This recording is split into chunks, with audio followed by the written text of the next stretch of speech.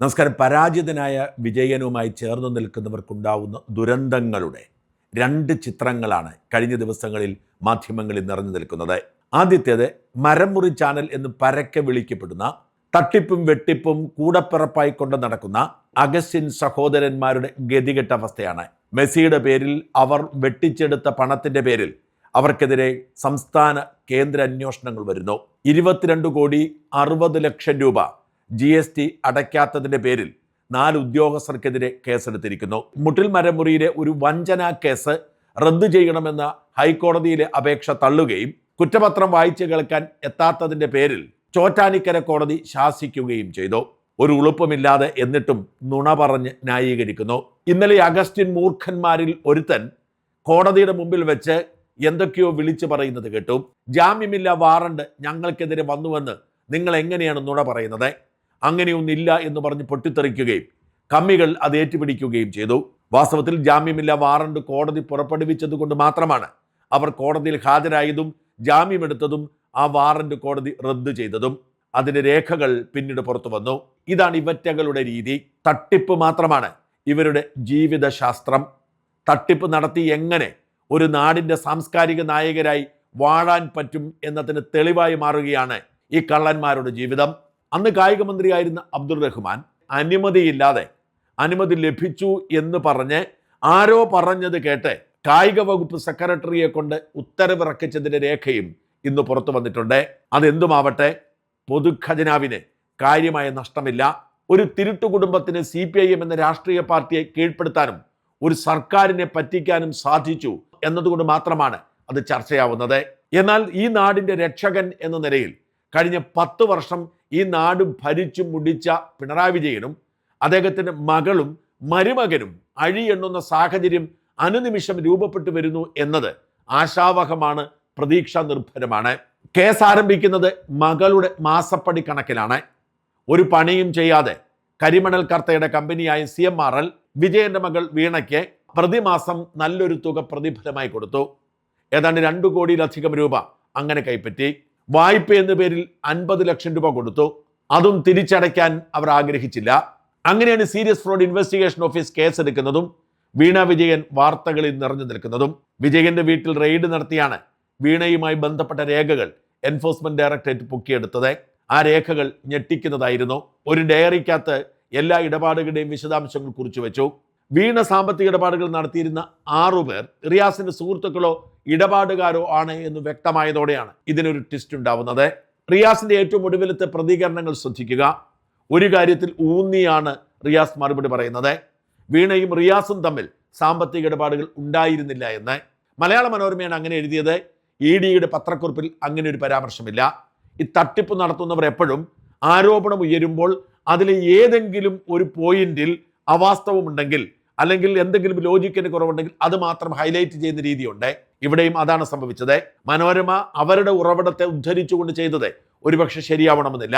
അല്ലെങ്കിൽ തന്നെ വീണ വിജയൻ തട്ടിപ്പ് നടത്തുമ്പോൾ ഭർത്താവിന്റെ പേരിലേക്ക് പണം മാറ്റാനുള്ള സാധ്യത കുറവാണ്. അതിൽ തന്നെ ഹൈലൈറ്റ് ചെയ്ത് റിയാസ് നിൽക്കുന്നത് അതൊരു ക്യാപ്സ്യൂളാക്കി മുമ്പോട്ട് കൊണ്ടുപോകാനാണ്. എക്കാലത്തും എല്ലാ തട്ടിപ്പുകാരും ഇത്തരം സാങ്കേതികതയിൽ പിടിച്ചു തൂങ്ങുന്നത് പതിവായിരുന്നു. എന്നാൽ ഇവിടെ ഒരു കാര്യം വ്യക്തമാണ്. വീണയുടെ ഇടപാടുകൾക്ക് റിയാസിന് ബന്ധമുണ്ടായിരുന്നു. റിയാസിന്റെ സുഹൃത്തുക്കളായിരുന്നു ഇത് കൈകാര്യം ചെയ്തിരുന്നത്. റിയാസ് നേരിട്ടായിരുന്നില്ല. അങ്ങനെയാണ് റിയാസിന്റെ 6 സുഹൃത്തുക്കളുടെ വീടുകളിലും ഓഫീസുകളിലും റെയ്ഡ് ഉണ്ടായത്. ഇവിടെയാണ് CPM പകച്ചു നിൽക്കുന്നത്. ആദ്യം വീണ വിജയനെതിരെ കേസുണ്ടായപ്പോൾ അവർ പ്രതിരോധമുയർത്തി. പിണറായി വിജയന്റെ മകളായതുകൊണ്ട് മാത്രമാണ് ഒരു സംരംഭകയെ വേട്ടയാടുന്നത് എന്നതായിരുന്നു അവരുടെ വേഷൻ. അന്വേഷണം വിജയന്റെ വീട്ടിലേക്ക് നീങ്ങിയപ്പോൾ അവർ പരസ്യമ രംഗത്തിറങ്ങി. പക്ഷെ അതിന് വലിയ വില കൊടുക്കേണ്ടി വന്നു. CPMന്റെ പ്രാദേശിക നേതാക്കൾ 2 മാസത്തിലധികമായി ജയിലിൽ കഴിയുന്നു. എന്ന് മാത്രമല്ല, പുതിയ തെളിവുകൾ പുറത്തേക്ക് വന്നപ്പോൾ വീണ സാമ്പത്തിക ഇടപാടുകൾ നടത്തി എന്ന് CPMന് പോലും ബോധ്യപ്പെട്ടു. അണികളുടെ മുമ്പിൽ പിടിച്ചു നിൽക്കാൻ കഴിയാത്ത സാഹചര്യമുണ്ടായി. അതുകൊണ്ട് വീണയുടെ കാര്യം നോക്കട്ടെ, അതിന് പാർട്ടിക്ക് എന്ത് കാര്യം എന്ന തരത്തിലേക്ക് നിലപാട് മാറ്റി. മാത്രമല്ല, റെയ്ഡിന്റെ പിന്നാലെ വിജയൻ പറഞ്ഞത് അവർ എന്നോടൊരു ചോദ്യവും ചോദിച്ചില്ല എന്നാണ്.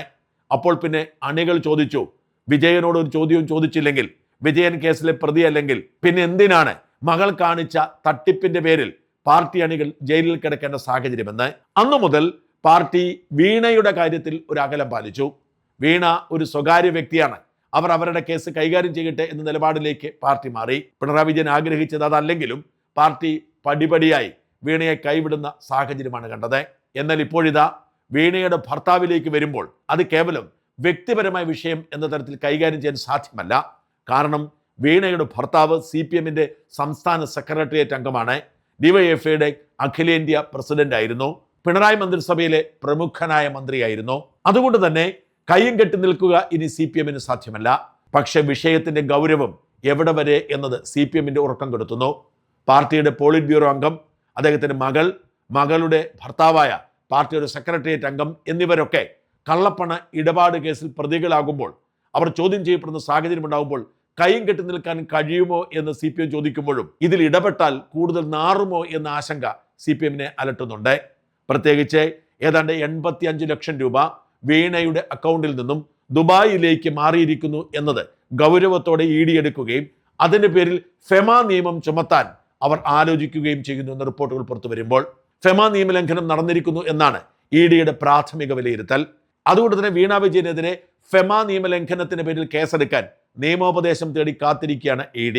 ആ നിയമോപദേശം ലഭിച്ചു കഴിഞ്ഞാൽ ED ഫെമ നിയമലംഘനത്തിന്റെ പേരിൽ കേസെടുത്താൽ വീണ വിജയനെ ഏതു നിമിഷവും അറസ്റ്റ് ചെയ്യാം. ഡൽഹി മുഖ്യമന്ത്രിയായിരുന്ന അരവിന്ദ് കെജ്രിവാളിനെ പോലും മാസങ്ങളോളം ജയിലിൽ അടച്ചത് ഈ ഫെമ നിയമം ചാർത്തിയാണ്. എത്ര രൂപയുടെ ലംഘനം നടത്തി എന്നതല്ല, ലംഘനം നടത്തിയോ എന്നതാണ് പ്രധാനപ്പെട്ട ചോദ്യം. അതുകൊണ്ട് തന്നെ CPM അങ്കലാപ്പിലാവുകയാണ്. വീണ വിജയൻ മാത്രമല്ല, ആ ഇടപാടിന്റെ ഭാഗമായിരിക്കുന്ന മുഹമ്മദ് റിയാസും ഫെമ നിയമലംഘന കേസിൽ പ്രതിയായാൽ കൂട്ടത്തോടുകൂടി കുടുംബം ജയിലിൽ പോകുന്ന സാഹചര്യം ഉണ്ടാവും. എക്കാലത്തും പരാതിക്കാരൻ ഷോൺ ജോർജ് പറയുന്നത് ഇതിൽ മുഖ്യപ്രതി വിജയനാണ്, വിജയന് വേണ്ടിയാണ് ഈ ഇടപാടുകൾ നടത്തിയത് എന്നാണ്. അങ്ങനെയെങ്കിൽ വിജയനെ പോലും ജയിലിൽ അടയ്ക്കേണ്ട സാഹചര്യം ഉണ്ടാവും. Prevention of money laundering act നിയമം അത്ര കർശനമാണ്. ആ നിയമത്തിന്റെ പരിധിയിലേക്ക് ഒരു പോളിറ്റ് ബ്യൂറോ അംഗവും ഒരു സെക്രട്ടേറിയറ്റ് അംഗവും ഈ പോളിറ്റ് ബ്യൂറോ അംഗത്തിന്റെ മകളും സെക്രട്ടേറിയറ്റ് അംഗത്തിന്റെ ഭാര്യയും വരുമ്പോൾ സ്ഥിതിഗതികൾ അടിമുടി മാറും. കൊടുങ്കാറ്റ് പോലെ വളർന്നു പന്തലിച്ച ആം ആദ്മി പാർട്ടിക്ക് ഇത്തരം കേസുകളുടെ പിന്നാലെ സംഭവിച്ചത് എന്താണെന്ന് നമ്മളൊക്കെ അറിഞ്ഞതാണ്. വീണയുടെ ഡയറിയിൽ വീണയുടെ കൈയക്ഷരത്തിൽ എഴുതപ്പെട്ട 6 പേരുടെ വീടുകളിലും ഓഫീസുകളിലും നടന്ന റെയ്ഡിൽ നിർണായകമായ പലതും കണ്ടെത്തി എന്നാണ് സൂചന. ഈ 6 പേരുടെയും സമീപകാലത്തെ വളർച്ച, സാമ്പത്തിക വളർച്ചയും CPM-ന്റെ വളർച്ചയും ദുരൂഹമാണ് എന്ന് നിസ്സംശയം പറയാം.